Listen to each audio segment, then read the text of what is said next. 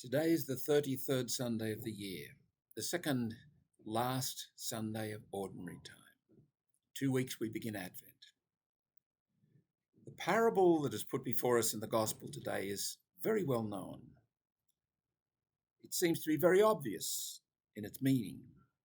Interpretation hardly needs to be questioned. I'm going to question it. I invite you to question it with me. And in order to begin that process towards questioning the parable of the talents from Matthew chapter 25, verses 14 through 30, I invite you to consider the name Jesus. What does it mean? Because it gives us an insight into the incarnation and the whole purpose of God in our world with us. The name Jesus means one who saves. Remember that, because too often what is promoted in teaching and preaching within the Christian tradition is Jesus means one who judges.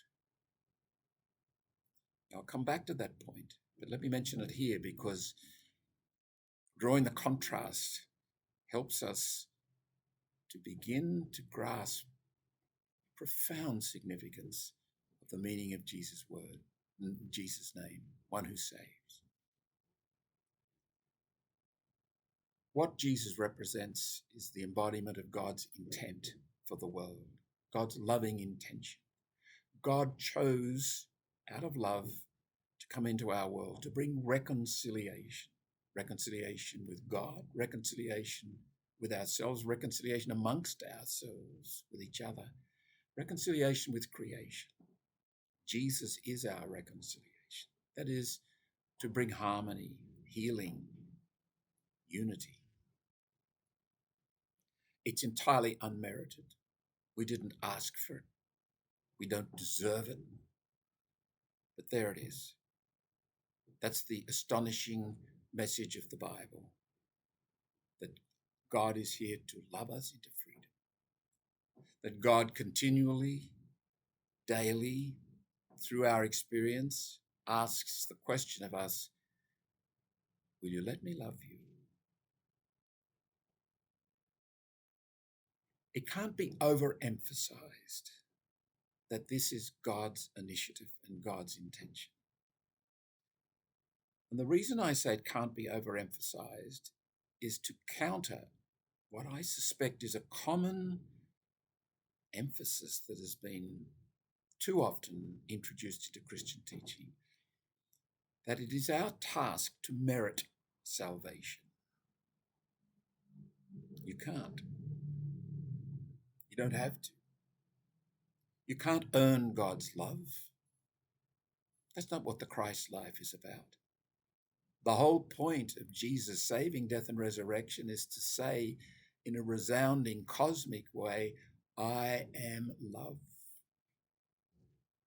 I bring healing to this broken world, including your broken life. When we move along a merit-based teaching, and as I say, I think it's a lot more common than we might realize.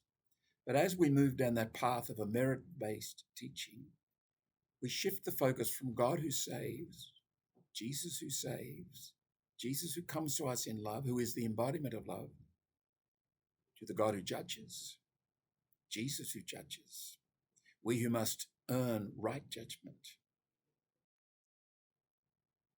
That brings with it a merit-based approach, a whole lot of fear. The most common obstacle to the spiritual life that I have encountered in nearly 50 years as a priest is people are afraid of God. And I think it comes from this interpretation of God and Jesus primarily as judge. Now, there is judgment. We will be held to account.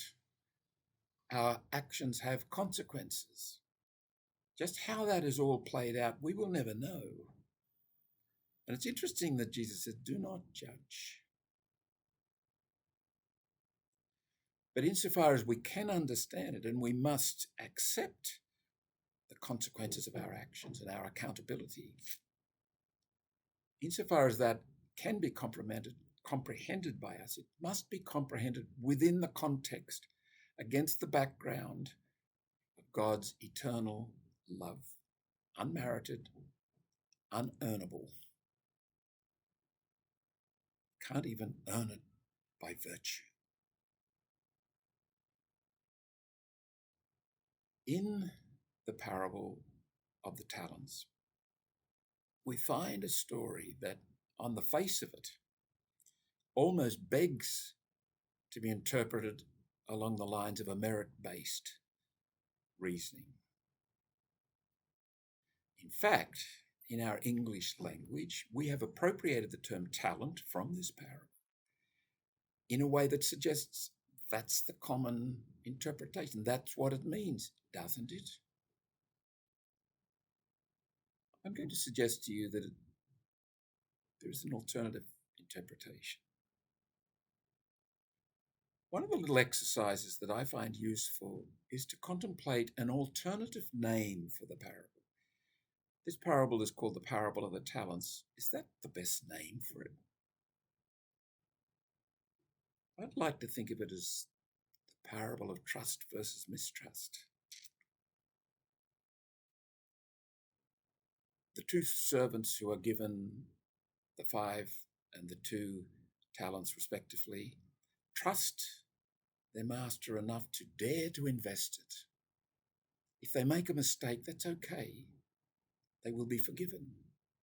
There is mercy in this relationship.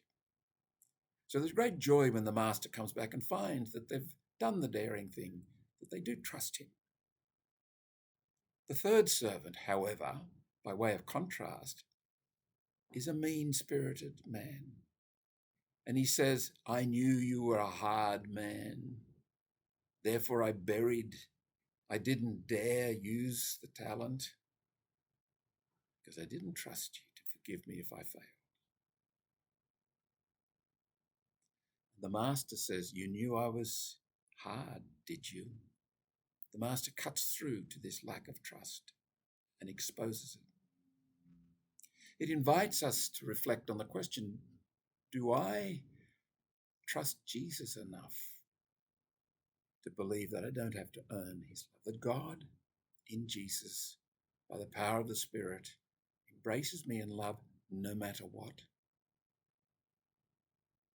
I cannot change that. I can act in ways that disconnect myself from that. And what a tragic life that would be. We are called by love, called to be loved, and we feel it in our bones. What's the most powerful force in all of us? To love and be loved, is it not? This reflects the fact that we're made in the image and likeness of God. Our very dignity is to be part of God's presence in the world, loving everyone into freedom. Our capacity, our ability to approach Jesus with daring, trust, will be greatly influenced by whether or not we see him as one who saves or one who judges.